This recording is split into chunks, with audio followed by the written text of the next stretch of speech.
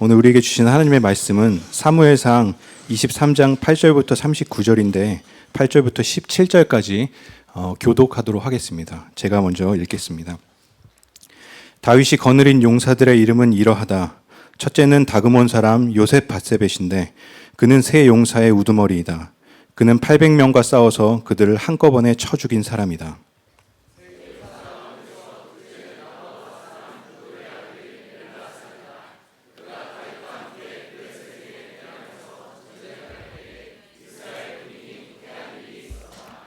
그때 엘르아살이 혼자 블레셋 군과 맞붙어서 블레셋 군인을 쳐 죽였다. 나중에는 손이 굳어져서 칼자루를 건성으로 잡고 있을 뿐이었다. 주님께서 그날 엘르아살에게 큰 승리를 안겨주셨으므로 이스라엘 군인이 다시 돌아와서 엘르아살의 뒤를 따라가면서 약탈하였다.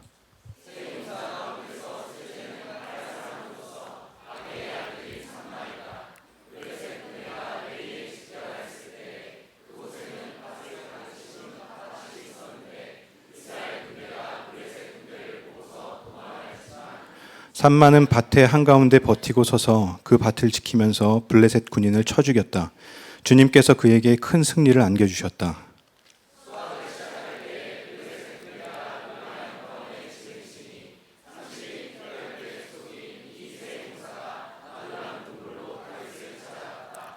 그때 다윗은 산성 요새에 있었고 블레셋 군대의 진은 베들레헴에 있었다.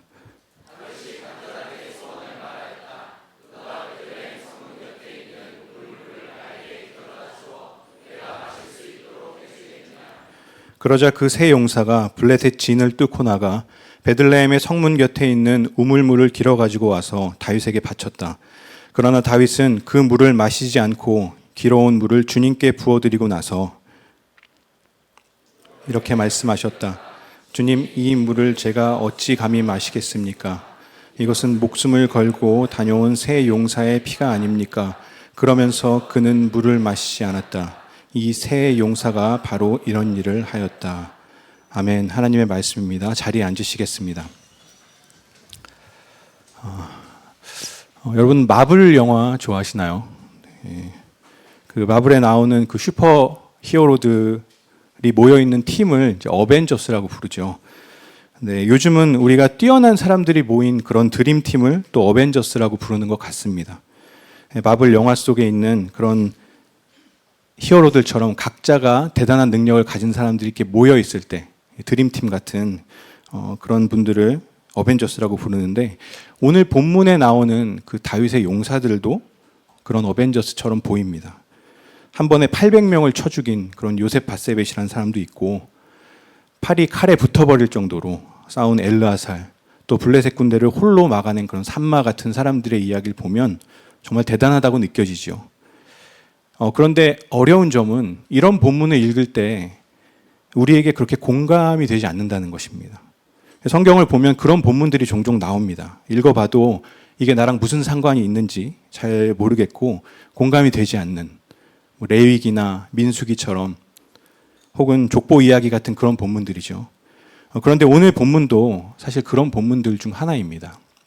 무협지 같은 그런 전쟁 이야기가 계속 나오다가 뒷부분은 사람의 명단만 계속 쭉 나오기 때문이죠. 그런데 오늘 본문은 사실 굉장히 중요한 본문입니다. 왜냐하면 오늘 본문은 하나님의 나라가 다윗 혼자서 세워간 게 아니라 하나님의 사람들, 하나님의 용사라는 그런 동역자들을 통해서 함께 하나님 나라를 세워갔다는 것을 보여주는 그런 본문이기 때문입니다. 여기 나오는 모든 사람들은 그 다윗 왕조를 만들어가는데 결정적인 역할을 한 사람들입니다.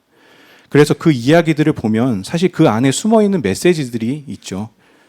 예를 들면 가장 먼저 나오는 그 세 용사의 이야기, 그 슈퍼히어로의 이야기가 아니고 하나님 나라는 어떤 사람들이 만들어가는지를 보여주는 그런 이야기입니다. 그 세 사람의 이야기를 먼저 좀 나누면 좋을 것 같습니다. 첫 번째 사람은 다그몬 사람 요셉 밧세벳이라는 사람인데요. 이 사람은 800명을 단번에 쳐 죽인 사람입니다. 근데 내용이 그거밖에 나오지 않아서 제가 성경에 혹시 이 사람에 대한 다른 이야기가 있나 찾아봤더니 역대상 11장에 이 사람의 내용이 있었습니다. 뭐라고 나오냐면 그가 창을 들어 한꺼번에 300명을 죽였다. 이게 다였습니다. 그러니까 이 사람을 소개하는 내용은 800명을 죽였다, 300명을 죽였다. 그게 다이더라고요. 여기서 과연 뭘 깨달을 수 있을까? 그런데 감사하게도 성경에는 비슷한 사례들이 있었습니다. 사사기를 보면 삼손이 나귀 턱뼈를 들고 한 번에 1000명을 죽인 이야기가 나오고요. 또 삼갈이라는 사사는 소를 모는 막대기로 블레셋 사람 600명을 죽이는 이야기가 나옵니다. 그런데 이 사사들의 공통점이 뭐냐면 하나님의 영이 그들에게 임했다는 거죠. 요셉 밧세벳이 한 번에 800명을 죽였다는 것은 그가 하나님의 영을 받은 사사들과 맞먹는 그런 동급의 어떤 그런 사람이었다는 거고, 그 말은 결국 하나님이 요셉 밧세벳과 함께 하면서 그를 승리하게 하셨다는 것입니다. 두 번째로 나오는 다윗의 용사인 엘르아살도 똑같습니다. 그는 너무 긴 시간 동안 칼을 들고 있었더니 나중에는 힘이 빠져서 그냥 건성으로 칼을 들고 있을 뿐이었다고 이렇게 나오죠. 그런데 그날에 주님이 큰 승리를 안겨주셨습니다. 엘르아살이 정말 죽을 힘을 다해 싸운 것도 맞지만 결국 하나님이 승리하게 하신 것이죠. 그리고 이어서 나오는 산마도 똑같습니다. 12절을 보면 이렇게 나옵니다. 산마는 밭의 한가운데 버티고 서서 그 밭을 지키면서 블레셋 군인을 쳐 죽였다. 주님께서 그에게 큰 승리를 안겨주셨다. 그러니까 모두 도망가고 혼자 싸웠는데 중요한 포인트는 주님께서 승리하게 하셨다는 것이죠. 그러니까 여러분, 이 세 용사의 공통점은요, 이들 모두 주님이 함께하는 사람들이었다는 것입니다. 여호와가 그들과 함께 하기 때문에 승리를 했던 것이죠.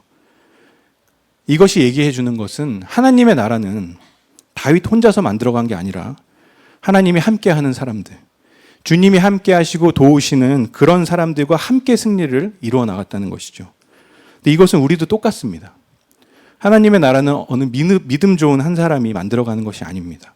목사님이나 전도사님 같은 사람이, 혹은 우리 공동체 안에 정말 믿음 좋다고 자부하는 그런 사람들을 통해서 하나님이 일하시는 것이 아니라 하나님은 하나님이 함께하는 모든 사람들을 통해서 함께 일하시는 거죠. 오늘 본문에 나오는 그런 사람들, 하나님이 그런데 지금 우리와 함께 하시잖아요. 사실은 이 세 용사와 같은 사람이 저와 여러분입니다. 그리고 그런 사람들이 모인 공동체가 바로 교회이죠. 하나님이 우리를 교회라는 공동체로 모이게 하신 이유는 절대로 혼자서는 우리가 신앙생활에 성공할 수 없기 때문입니다. 주님의 사람들이 함께 하나님의 나라를 이루어가는 것이 하나님의 계획이기 때문입니다. 전도서에 이런 말씀이 있습니다. 두 사람이 한 사람보다 나음은 그들이 수고함으로 좋은 상을 얻음이라. 한 사람이 공격당하면 다른 사람이 도와줄 것이요 세 겹줄은 쉽게 끊어지지 아니하리라. 왜 교회가 그렇게 속회를 강조할까요? 왜 예수동행 일기를 나누자고, 그리고 또 말씀을 함께 나누자고 할까요? 혼자 기도해도 되고 혼자 성경 읽어도 되는데 말입니다. 우리가 함께 말씀을 나누고 기도할 때 그때에만 혼자서는 절대 경험할 수 없는 은혜를 경험하기 때문이죠. 한 사람이 무너질 때 옆에서 붙들어주고, 또 한 사람이 연약할 때 함께 기도해주는, 그래서 서로가 서로를 세워주는 그런 은혜를 경험하게 되기 때문입니다. 그렇게 될 때 우리는 함께 승리하는 그런 역사를 경험하게 되는 거죠. 제가 가끔 예수동행 일기 방에 이제 누군가를 초대하려고 하면 저는 잘 안 써서 들어가기가 부담된다고 얘기하시는 분들이 종종 있습니다. 사실 맞습니다. 일기라는 것의 성격이 남에게 공개하는 것도 좀 그렇고 사실 남의 일기를 읽는 것도 좀 부담스럽죠. 그런데 예수동행 일기는 그런 일반적인 일기와는 다르잖아요. 여러분들이 아시다시피 오늘 하루를 내가 주님과 어떻게 동행했느냐를 쓰고 또 그것을 함께 나누는 거기 때문에 이 일기는 좀 다릅니다. 그런데 이상하게요, 뭔가 믿음으로 사는 것을 실패한 것 같은 그런 일기에 힘을 얻을 때가 더 많습니다. 아, 나만 그런 게 아니구나. 저 지체도 힘들구나. 근데 그러면서 또 이겨내는구나. 그러면서 같이 기도하고 같이 승리해 나가는 것이기 때문에 그렇습니다. 그래서 저는 동행일기방에 들어오는 것을 이렇게 부담스러워하는 분에게 이렇게 말합니다. 그냥 일단 들어와서 눈팅만 하세요. 그냥 남의 일기를 읽기만 해도 좋습니다. 왜냐하면 그렇게만 해도 그 안에서 다른 사람이 바라보는 주님, 그리고 우리가 함께 그 주님을 바라보는 역사가 일어날 수 있기 때문에 그렇죠. 여러분, 우리는 함께 하나님의 나라를 이루어가는 사람들입니다. 옆 사람을 바라보시면서 옆에 있어줘서 정말 감사해요. 우리 함께 승리해요라는 마음을 담아서 눈으로만 쳐다봐 주세요. 네. 네, 실제로 말하면 부끄러우니까요. 네. 정말 함께 승리하는 그런 공동체가 되기를 축복합니다. 그리고 이어지는 13절에서 17절을 보면요. 이렇게 하나님과 함께하는 공동체가 어떤 모습인지가 나오는데요. 여기서 나오는 세 용사는 앞에 얘기했던 세 명과는 다른 세 용사입니다. 근데 이 이야기를 통해서 하나님이 함께 하시는 공동체가 어떤지 볼 수 있는데 이 세 용사는 굉장히 특별한 일을 합니다. 그것은 블레셋 진영을 뚫고 베들레헴까지 가서 우물물을 가져온 거예요. 그때는 다윗이 베들레헴 근처에 아둘람 굴이라는 곳에 있을 때였습니다. 근데 거기서 다윗이 자기도 모르게 자기의 소원을 말합니다. 15절입니다. 다윗이 소원하여 이르되 베들레헴 성문 곁 우물물을 누가 내게 마시게 할까 하매. 네, 개역 개정판인데 세번역 성경으로 보면 마치 다윗이 명령한 것 같습니다. 물 좀 퍼와라. 이렇게 명령한 것 같죠. 근데 실제로는 그런 의미가 아니라 다윗의 어떤 탄식에 가까운 말이었습니다. 혼잣말이었습니다. 사실은. 다윗이 굉장히 오랜 시간 동안 도피 생활을 하다가 아둘람 굴에 왔어요. 근데 베들레헴 근처에 자기 고향 근처에 와서 향수에 젖었던 거죠. 그래서 내 고향에 있던 저 베들레헴 물, 그 물 한번 마셔보고 싶다. 이렇게 얘기한 건데 그 말을 들은 세 명의 용사가 목숨을 걸고 블레셋 진영까지 가서 베들레헴에서 물을 길어온 곳입니다. 이 부분이 사실 저희가 좀 이해하기 힘든 부분이죠. 이건 충성이라기보다는 좀 미친 짓에 가깝거든요.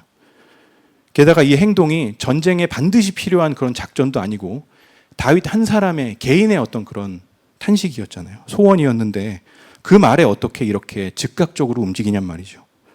그래서 이 부분을 읽다 보면 이 다윗의 용사들이 군기가 바짝 들어서 까라면 까 하는 그런 어떤 군대식의 충성이나 순종을 하는 것으로 보일 수도 있습니다. 근데 사실 이 이야기는 정말 이들이 서로 사랑하는 공동체였다는 것을 보여주는 이야기입니다. 그래서 어떻게 알 수 있냐면 바로 그 뒤에 나오는 다윗의 행동을 보면 알 수 있습니다. 다윗이 그 물을 마시지 않고 그 물을 하나님께 부어드리거든요. 17절입니다. 주님, 이 물을 제가 어찌 감히 마시겠습니까? 이것은 목숨을 걸고 다녀온 세 용사의 피가 아닙니까? 라고 말하면서 하나님께 부어드립니다. 보통 여호와께 하나님께 음료를 바칠 때는 포도주를 부어서 전제라는 제사로 드립니다. 그런데 다윗은 이 용사들이 가져온 물을 피라고 여기고 그 피를 여호와께 바친 것이죠. 물이 아니라 피로 여겼다는 것이 정말 진심으로 부하들을 사랑했다는 것입니다. 그리고 이렇게 귀한 물이기에 자신이 마시지 않고 하나님께 부어드린 거거든요. 그러면서 다시는 이렇게 하지 않겠다고 맹세까지 합니다. 자기 말실수로 인해서 자기가 사랑하는 부하들이 죽을 뻔했으니까요. 근데 이 모습들을 통해서 우리는 이들이 정말 서로 사랑하는 관계였다는 것을 볼 수 있습니다. 부하들은 전심으로 다윗을 진심으로 사랑했기 때문에 충성했던 거고 또 다윗도 부하들을 정말 사랑하기 때문에 아껴주는 그런 모습으로 드러난 것이거든요. 군대 이야기인 것 같지만 사실은 정말 이상적인 그런 공동체의 모습을 보여주고 있습니다. 서로 사랑하는 그런 공동체죠. 이들이 이런 공동체가 될 수 있었던 것은 이 공동체의 시작 자체가 그런 공동체였기 때문입니다. 아둘람 공동체죠. 이 용사들은 대부분 다윗이 아둘람 굴에 있을 때부터 함께 했던 사람입니다. 사무엘상 22장 2절을 잠깐 읽겠습니다.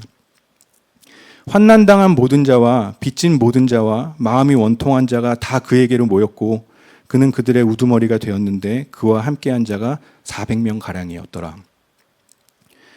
각종 억압과 고통을 당하는 자들, 경제적으로 어려움에 처한 사람들, 그리고 그 사울 왕의 정권 밑에서 불의함과 억울함을 경험한 그런 사람들이 400명이나 다윗에게 모여들었습니다. 그러니까 상처투성이인 사람들이죠. 근데 여러분, 상처가 많고 모가 난 사람들은 다른 사람을 따르는 것이 쉽지 않습니다. 이미 여러 번 속고 당하고 인생에서 받아온 그런 상처가 너무 많기 때문에 누군가를 신뢰하는 것이 사실은 어렵거든요. 그런데 그런 사람들이 400명이나 다윗을 따른 데에는 어떤 이유가 있겠죠.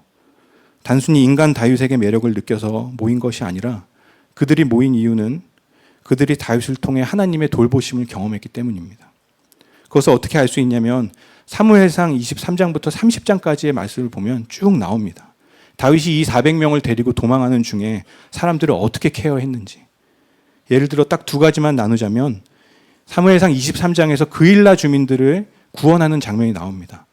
그일라 주민들이 블레셋의 침략으로 고통받고 있는데 막상 왕이었던 사울은 그들을 거들떠도 보지 않습니다. 그런데 다윗이, 도망자 신세였던 다윗이 오히려 그 400명을 데리고 그일라 사람들을 구원하죠. 이 일을 통해서 이 아둘람 공동체는 다윗이 정말 이스라엘 백성을 보호하고 지키는 하나님의 사람이라는 것을 경험하게 됩니다. 사울을 피해서 다윗에게 왔는데 이 사람이야말로 내가 믿고 따라도 되겠구나. 이제 이런 깨달음이 있었겠죠. 또 사무엘상 30장을 보면 아말렉과의 전투 중에 전쟁을 하다가 너무 힘이 빠진 200명의 사람이 중간에 이렇게 멈추게 됩니다. 기권합니다. 그런데 전쟁이 다 끝나고 승리하고 난 다음에 전쟁을 했던 사람들이 그 200명한테는 전리품 주면 안 된다. 전쟁하러 가다가 말았으니까. 이렇게 주장을 합니다. 그런데 다윗이 이렇게 말합니다. 사무엘상 30장 24절입니다. 전장에 내려갔던 자의 분깃이나 소유물 곁에 머물렀던 자의 분깃이 동일할지니 같이 분배할 것이니라. 전쟁에 끝까지 참여했던 사람이나 중간에 멈췄던 사람이나 똑같이 나눠야 한다는 거예요. 이건 정말 약한 사람을 동등하게 대우하고 품어주는 하나님의 성품이었습니다. 사무엘상 말씀을 보면 다윗이 이 아둘람 공동체를 데리고 다니면서 먹이고 보호하고 책임지고 영적으로 인도했던 그런 내용들이 계속해서 나옵니다. 이 공동체는 다윗을 통해서 이런 하나님의 돌보심을 경험했던 것이죠. 물론 다윗이 이렇게 할 수 있었던 것은 다윗 본인이 하나님의 돌보심을 경험했기 때문입니다. 먼저는 시편 23편에 나오는 그런 하나님이죠. 다윗의 영혼을 소생시키시고 위기 속에서도 안식을 주시고 그런 선한 목자 되신 하나님을 다윗이 먼저 경험했기 때문입니다. 그렇기 때문에 다윗은 아둘람 공동체를 품어줄 수 있었고 그 상처받은 사람들도 다윗을 의지하며 따라갈 수 있었던 것이거든요. 여러분, 그 당시에 사울이 다스리던 이스라엘이 행복했을까요? 아니면 다윗이 다스리던 아둘람 공동체가 행복했을까요? 굴 속에서 살지만 아둘람 공동체가 더 행복했을 것입니다. 하나님이 다윗을 통해서 그들을 품으시고 사랑하시니까요. 오늘 본문에 나오는 그 세 사람이 왜 그렇게 다윗에게 충성했는지, 다윗은 또 왜 그렇게 그들을 아꼈는지 그 이유는 너무 분명합니다. 하나님 안에서 서로 사랑으로 하나 된 공동체였기 때문입니다. 그런데 여러분, 교회가 바로 이런 곳입니다. 사실은 아둘람 공동체가 교회예요. 세상에서는 받을 수 없는 사랑을 받을 수 있는 곳이 교회고, 세상에서는 경험할 수 없는 용납과 용서와 그 품어주는 것을, 그 사랑을 경험할 수 있는 곳이 바로 교회이기 때문입니다. 제가 지난번 설교에도 나눈 적이 있지만 저는 캐나다라는 곳에서 10년을 넘게 이민 생활을 했었습니다. 그때 제 아내와 토론토에서 멀리 떨어진 외곽 시골길을 운전하면서 간 적이 있었습니다. 그곳은 정말 한국 사람이 한 명도 살지 않는 아주 시골이었습니다. 근데 그때 아내가 저한테 물어보더라고요. 만약에 우리가 이렇게 한국 음식점도 하나도 없고 한국 식품점도 하나도 없고 한국 사람도 하나도 없는 이곳에서 살아야만 한다면 살 수 있을까? 근데 그때 순간 주님이 주시는 감동이 있어서 이렇게 대답했습니다. 우리를 사랑하고 우리가 사랑할 수 있는 교회 공동체만 있다면 가능할 것 같아. 근데 정말 그랬거든요. 저희는 결혼하고 캐나다로 가서 꽤 힘든 이민 생활을 했었습니다. 그곳에서 아이들 셋을 키우면서 공부하면서 사역하면서 사는 것이 결코 쉽지 않았었죠. 그런데 그곳에서 부족함 없이 행복하게 살아갈 수 있었던 이유는 그곳에 있던 교회 공동체 때문이었습니다. 저희 가족을 사랑해주고 아껴주고 정말 하나님의 사랑으로 섬겨주시던 그 교우들 덕분에 10년이 넘는 이민 생활을 할 수 있었거든요. 그래서 저는 확실하게 믿습니다. 사랑의 공동체만 있으면 그곳이 어디든지 살 수 있습니다. 설령 그곳이 남극이라 할지라도 살 수 있다. 교회만 있다면. 저의 그 믿음은 지금도 변함이 없습니다. 그리고 너무나 감사한 것은 우리 교회가, 특히 이 다윗 공동체가 바로 그런 사랑의 공동체라는 것을 여기 와서 또 경험하고 있기 때문입니다. 제가 지난주에만 제 주위에 가까운 사람들로부터 2명이나 암 진단을 받았다는 소식을 들었습니다. 그 말을 듣자마자 제가 한 이야기는 빨리 속회로 기도 제목 올리세요 였습니다. 그 지체는 속회, 셀, 또 자기가 섬기는 다른 부서까지 모든 곳에 기도 제목을 이제 올렸다고 해요. 이제 어떻게 될까요? 그 지체를 사랑하는 수많은 사람들이 이제 중보기도를 시작할 것입니다. 아니, 이미 시작했고 그것을 통해서 주님이 역사하실 거예요. 이게 사랑의 공동체죠. 저희는 이미 이름 자체가 다윗 공동체잖아요. 다윗 공동체 하면 사실 아둘람 공동체거든요. 우리 안에는 이 400명처럼 상처와 아픔들을 갖고 있는 지체들이 참 많이 있습니다. 그런데 그 아픔과 상처들이 이 다윗 공동체에 와서 치유되고 회복되었다는 소식을 전 또 참 많이 듣습니다. 힘들 때 함께 기도 제목을 나누고 서로 중보하고 아픔을 함께 이겨내는 그런 이야기들을 제가 들을 때마다 여기가 진짜 아둘람 공동체구나 라는 걸 느끼게 됩니다. 사랑하는 다윗 공동체 여러분, 이곳에서 하나님의 사랑과 돌보심을 경험하게 되시길 진심으로 축복합니다. 우리 공동체 안에만 들어오면 하나님의 사랑을 경험하게 되고 이 다윗과 세 용사의 관계처럼 정말 목숨 걸고 서로 사랑하게 되는 그런 역사가 일어나게 되기를 축복합니다. 그런가 하면 오늘 이야기는 또 한 가지 이 하나님의 공동체의 특징을 보여주는데요. 그들은 반드시 승리한다는 것입니다.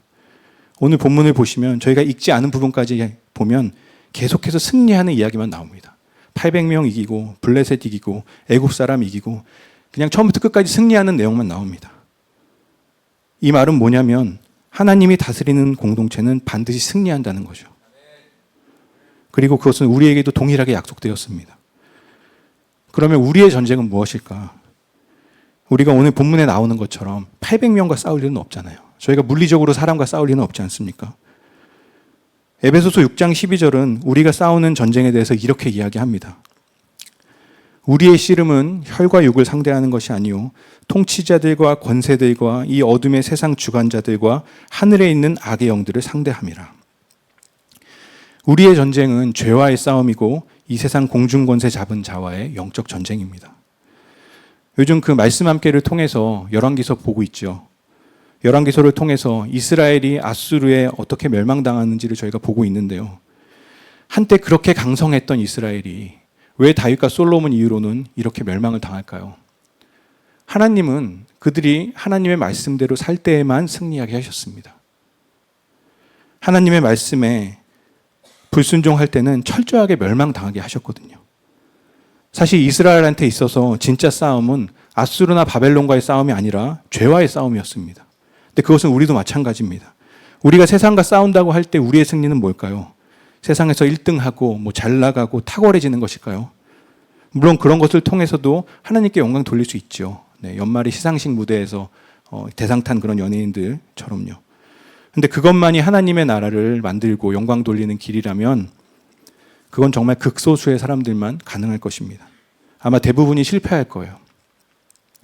그런데 오늘 말씀에 나오는 사람들이 만들어갔던 하나님의 나라는 서로 사랑하고 용납하고 하나님 말씀에 순종하는 삶을 사는 것이었습니다. 그리고 그것이 진짜 승리입니다. 우리가 싸워야 하는 전쟁이죠. 제가 개인적으로 정말 좋아하는 찬양 사역자이자 예배 인도자인 강명식 교수님이라고 계십니다. 아마 어노인팅이라는 사역단체를 통해서 많이 알려져 있는데 그분의 솔로 앨범 중에 승리라는 곡이 있습니다. 그 찬양은 그 강명식 교수님의 멘토이셨던 서성환 선교사님이라는 분이 시를 먼저 쓰시고 거기에 멜로디를 붙인 찬양인데 그 가사를 여러분들과 좀 나누고 싶습니다. 제가 읽겠습니다. 승리. 승리가 무엇인 줄 아는가? 승리가 무엇인 줄 아는가? 더 좋고 편한 가능성의 유혹을 절연히 잘라버리고 오직 주님만 따라가는 것 바로 승리라네. 승리가 무엇인 줄 아는가? 승리가 무엇인 줄 아는가? 하고 싶은 말, 그 많고 많은 말 힘겹게 억누르고 오직 주께서만 말씀하게 하는 것 바로 승리라네. 오, 결과가 어떠해도 주님만 빛나시고 주님 평안 내 안에 있으면 그것이 바로 승리라. 오, 치열한 자기와의 싸움을 허옇게 잠재우고 오직 주님만 따라가는 것, 오직 주께서만 말씀하게 하는 것, 주님만 내 안에 사시게 하는 것, 이것이 바로 승리라네. 아멘이죠. 여러분 어떠신가요? 우리가 세상에서 승리하는 길이 어떤 건지 좀 감이 오시나요? 우리에게 있어서 승리는 이 땅에서 하나님의 말씀대로 살아가는 것입니다. 오늘 본문을 보면 요세파세벳이라는 사람이 800명을 물리쳤다고 나오잖아요. 우리에게 있어서 800명을 한 번에 쓰러뜨리는 일은 바로 내가 지금 용서하기 힘든 그 직장 상사, 동료 용납하는 것입니다. 사실 불가능한 일이잖아요. 800대 1로 싸우는 거나 원수를 사랑하는 거나 다 똑같이 불가능한 일입니다. 그러나 하나님이 도우시면 가능합니다. 승리할 수 있습니다. 회사나 직장뿐 아니라 교회 공동체도 마찬가지입니다. 우리 안에 하나 되지 못하고 분열되게 만드는 역사가 많이 있죠. 서로 용납하기 어려운 관계들이 참 많습니다. 그런데 오늘 말씀에 나온 이 용사들처럼 하나님이 도우시면 우리는 승리하게 됩니다. 주님이 우리를 사랑하고 용납할 수 있게 만들어주시기 때문이죠. 그것이 오늘 말씀이 우리에게 약속하는 것입니다. 우리는 반드시 승리한다. 할렐루야. 아멘. 우리가 할 일은 다윗처럼 주님 바라보고 이 세 용사처럼 주님 의지하면서 주님이 나를 통해 일하게 하시면 되는 거죠. 오늘 본문에 실려있는 이 이름들은 다 그렇게 하나님이 사용했던 사람들의 이름입니다. 주님이 그들을 통해서 승리하게 하신 그런 사람들의 명단인 거죠. 그런데 여러분 정말 충격적인 게 뭔지 아십니까? 이 명단에 요압이 빠져 있습니다. 요압은요, 다윗의 군대 장관이자 사실 이스라엘 최고의 장수였습니다. 그런데 그 사람 이름이 빠져 있습니다. 그런데 재미있게도 요압의 무기를 들고 다니는 사람, 그 사람의 이름이 들어 있습니다. 37절입니다. 요압의 무기를 들고 다니는 부에롯 사람 나하레와. 여러분 나하레라는 이름 들어본 적 있습니까? 없으시죠? 네, 저도 처음 들어봤습니다. 정말 모르는 사람입니다. 아니 요압은 빠졌는데 그의 무기를 드는 사람의 이름이 들어가 있다는 것이 의미하는 게 뭘까요? 이 명단은요, 인간적인 기준에서의 용사가 아니라 하나님이 용사라고 인정하는 사람들로 채워진 그런 명단입니다. 어찌 보면 무명의 사람들인데 하나님이 인정하시는 그런 사람들이 여기 들어간 거죠. 그런 관점에서 가장 충격적인 이름이 제일 마지막 절인 39절에 등장합니다. 바로 밧세바의 남편이었던 우리아입니다. 39절에 이렇게 나옵니다. 햇사람 우리아까지. 우리아는 다윗이 그의 아내 밧세바를 취하기 위해서 전쟁터에서 죽게 만든 사람입니다. 다윗에게 죽임당한 사람을 다윗의 용사라고 부르는 것 자체가 우리아한테는 약간 모욕처럼 들려질 수도 있죠. 게다가 위에 나왔던 그 세 용사들처럼 우리아는 화려한 승리를 이룬 사람도 아닙니다. 이들과 비교하면 우리아는 진짜 억울하게 그냥 죽은 사람이거든요. 자기 아내 다윗한테 빼앗기고 억울하게 죽은 사람입니다. 그런데 다윗의 용사의 그 명단에 들어간다. 이건 굉장히 의도적인 것입니다. 하나님이 무엇을 말씀하고 싶으신 걸까요? 그것은 이렇게 허무하게 죽은 우리아를 하나님은 절대 잊지 않으시고 그를 기억하신다는 것입니다. 여러분, 우리아는 단순한 군인이 아니라 하나님의 나라를 위해 온 마음을 다해 헌신하던 충성스러운 장수였습니다. 전쟁이 한창일 때 다윗이 불러서 집에 들어가라 쉬라고 하니까 지금 하나님의 궤가 저 들판에 있는데 내가 어떻게 집에 들어가서 쉬겠습니까? 이렇게 얘기하면서 왕궁 문 앞에서 자던 사람이 우리아였습니다. 이렇게 충성스러운 우리아를 다윗이 죽인 거거든요. 이 이야기만 보면 우리아는 정말 불쌍한 사람입니다. 이렇게 신실하고 충성된 사람이 이렇게 억울한 죽음을 당하는 것도 그렇고 그를 죽인 다윗도 너무 악하고 이 이야기는 너무 끔찍해서 사실은 숨기는 게 더 나을 것 같은 그런 역사죠. 그런데 하나님은 사무엘서에 굳이 이 사람의 이야기를 넣으셨습니다. 그것도 맨 마지막에 가장 잘 보이는 위치에 햇사람 우리아라고 6글자 딱 넣으셨습니다. 왜냐하면 하나님은 우리아를 잊지 않으셨거든요. 하나님은 그를 높이기 원하셨습니다. 다윗의 용사 중의 용사요, 하나님의 충신이자 충신이었기 때문입니다. 때로는 우리도 하나님께 충성한다고 하면서 우리아처럼 헛된 죽음을 당하는 것 같은 심정을 경험할 때가 참 많습니다. 우리가 섬기는 사람들이 다 선하지는 않잖아요. 교회 안에서야 여재호 목사님처럼 또 정현숙 전도사님처럼 우리를 사랑해주는 리더 밑에서 사랑하면서 섬김을 할 수 있지만 우리는 그렇지 않은 환경에 있을 때가 더 많습니다. 정말 하기 싫은 충성을 강요당할 때도 있고 상처받으면서도 계속 만나야만 하는 그런 관계도 있습니다. 특히 뭔가 밑 빠진 독에 물을 붓는 것처럼 무의미한 일을 하고 있는 것처럼 느껴질 때도 있습니다. 내가 언제까지 봐줘야 하나? 언제까지 참아야 하나? 그뿐 아니라 육신의 고통으로 어려움을 겪는 분들도 많습니다. 가족의 아픔도 있고 자신이 질병을 갖고 있는 사람도 있고. 근데 이런 문제들과 싸우다 보면 생각과 마음을 지키기도 어렵고 우리의 입술을 지키기도 어렵습니다. 내 마음은 주님 뜻대로 살고 싶지만 그렇게 하지 못해서 마치 사탄에게 패배한 것 같은 그런 때가 있죠. 우리야처럼 전쟁에서 그냥 아무 의미 없는 죽음을 당하는 것 같은 그런 삶을 살 때가 있습니다. 죽도록 충성했는데 개죽음 당하는 것 같은. 그런데 여러분 반드시 기억하시기 바랍니다.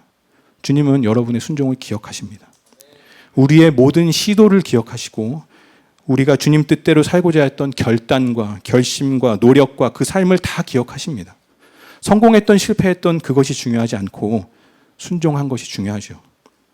왜 요압의 이름은 빠지고 우리아의 이름은 넣으셨을까요? 요압은 불순종했던 사람입니다.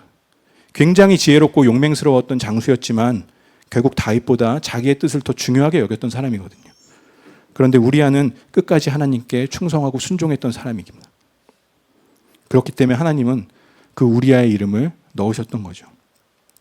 오늘 말씀을 기억하시면서 끝까지 순종의 걸음을 걸어가시는 여러분들이 되시길 축복합니다. 나는 하나님의 용사로 이름을 넣기에는 내 삶이 너무 형편없다. 나는 매번 실패한다 여겨지는 분들이 계시다면 우리아를 기억하시기 바랍니다. 우리아의 삶은 인간적인 시선에서는 정말 최악이었습니다. 실패였죠. 그러나 하나님은 우리아를 높이셨습니다. 그리고 하나님께서는 반드시 우리도 높이실 것입니다. 말씀을 마무리하겠습니다. 사랑하는 다윗 공동체 여러분, 오늘 이야기는 겉보기에는 그냥 전쟁 이야기, 그리고 열심히 싸운 다윗의 군인들의 목록처럼 보입니다. 그런데 그 안에는 굉장히 중요한 메시지들이 숨어 있습니다. 그것은 하나님의 나라는 결코 혼자 이루어 나가는 것이 아니라 우리가 다 함께 이루어 나간다는 것. 그리고 그 공동체는 서로 사랑하고 섬기는 사랑의 공동체라는 것입니다. 그리고 그 공동체가 싸워가는, 우리가 함께 싸우는 싸움은 세상에서 하나님의 말씀대로 살아가는 싸움입니다. 승리는 나는 죽고 예수로 사는 것이죠. 때로는 그런 삶을 실패한 것처럼 느껴질 때가 있지만 하나님은 우리의 순종을 기억하시고 우리의 이름을 높이시고 결국에는 우리를 승리하게 하실 것입니다. 이 말씀을 믿으시며 우리 모두가 함께 승리하며 이 땅 가운데서 하나님의 나라를 이루어가는 저와 여러분들이 되시기를 주님의 이름으로 축복합니다. 우리 두 가지 기도 제목 갖고 함께 기도하도록 하겠습니다. 첫 번째 기도 제목입니다. 나는 죽고 예수로 살며 세상에서 승리하게 하소서. 넘어질 때마다 결국은 승리하게 하실 주님을 바라보며 우리에게 약속된 승리를 삶에서 경험하게 하소서. 두 번째 기도 제목도 함께 나누고 기도하겠습니다. 나 혼자 신앙생활하지 않고 함께 승리하게 하여 주시옵소서. 다윗과 그의 용사들처럼 서로 사랑하고 섬기며 하나님의 나라를 함께 이루어가는 이 다윗 공동체가 되도록 인도하여 주시옵소서. 우리 같이 함께 주여 부르시며 기도하시겠습니다. 주여, 하나님, 그렇습니다. 하나님 주님, 우리를 공동체로 부르시고 하나님 정말 주님의 나라를 이루어가게 하시며 아버지 감사드립니다. 하나님 주님, 아버지 주님만을 바라보며 나아갑니다. 하나님 늘 아버지 넘어지는 것 같고 아버지 실패하는 것 같지만 하나님은 결국 우리를 승리하게 하실 것을 아버지 기억합니다. 하나님 주님 저희를 붙들어 주시고 하나님의 영이 함께 하셨던 아버지 그 용사들처럼 서로 사랑하고 섬기며 아버지 이 땅 가운데서 승리하는 저희들이 되도록 인도하여 주시옵소서. 하나님이 우리에게 약속된 그 승리를 우리가 경험하기 소원합니다. 하나님 낙심하지 않게 하시고 하나님 우리에게 주어진 그 환경 가운데서 넘어지지 않게 하시고 하나님 결국은 승리하게 하실 그 주님을 바라보며 하나님 이 땅 가운데서 살아가는 저희들이 되도록 주님 인도하여 주시옵소서. 하나님 우리를 다윗 공동체로 부르시며 감사드립니다. 하나님 주님 정말 저희가 아둘람 공동체 같은 사람들입니다. 우리 안에 아버지 슬픔도 많고 아픔도 많고 아버지 상처도 많습니다. 주님 붙들어 주시옵소서. 하나님 저희를 다윗 공동체로 불러주시며 감사드립니다. 하나님 정말 저희는 하나님밖에는 소망이 없는 사람들입니다.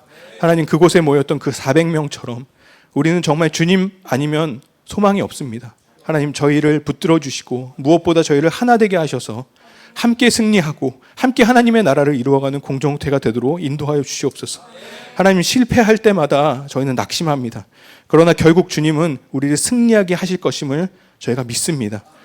우리의 이름이 그 용사들의 명단에 들어갈 것을 믿습니다. 하나님 우리의 삶을 주님 끝까지 붙들어 주시고 충만하게 주님 인도해 주시고 하나님 정말 나는 죽고 예수로 살며 이 땅 가운데서 승리하는 저희들이 되도록 인도하여 주시옵소서. 감사드립니다. 주님 예수님의 이름으로 기도드렸습니다. 아멘. 네, 우리 다 같이 일어나셔서 결단 찬양 부르시겠습니다.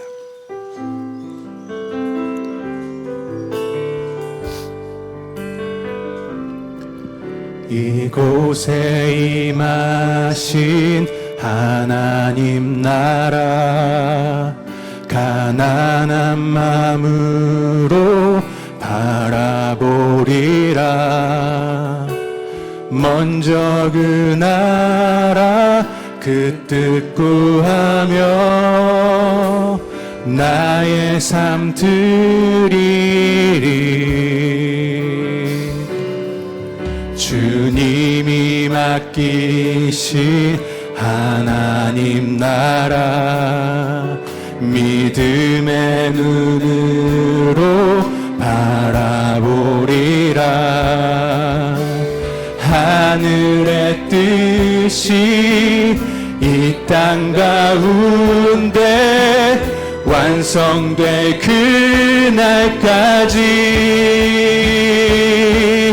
믿음 다하여 그 위에 서리라.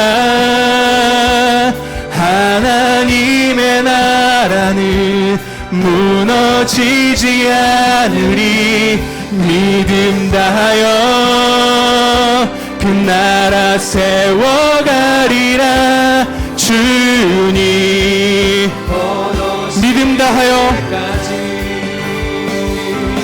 믿음 다하여 그 위에 서리라. 하나님의 나라는 무너지지 않으리. 믿음 다하여 그 나라 세워가리라. 주님 곧 오실 때까지. 축도하겠습니다. 이제는 우리 주 예수 그리스도의 은혜와 아버지 하나님의 측량할 수 없는 사랑하심과 성령께서 친히 우리 가운데 거하시며 감동하시고 교통하시고 인도하심이 오늘 이 자리에서 주의 말씀 앞에 서서 하나님, 이 땅에서 우리는 아무것도 아니지만 주님의 나라에서는 용사로 승리하는 자로 살도록 하는 그 소망을 품습니다.